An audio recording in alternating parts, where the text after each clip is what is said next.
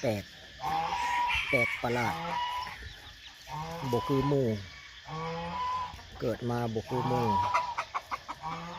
สงสัยนกมาเกิดแม่นไก่พันธุ์กับบ่แม่นพันธุ์หยังอ่ะนะ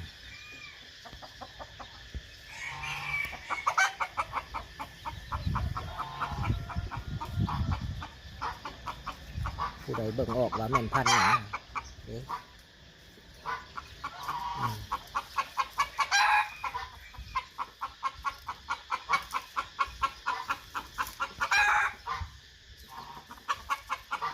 ไก่ประหลาดเด้อไก่ประหลาด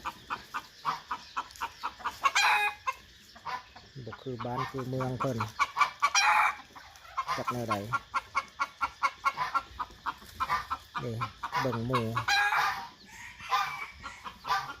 หลายโตกับบ่คือมันนี่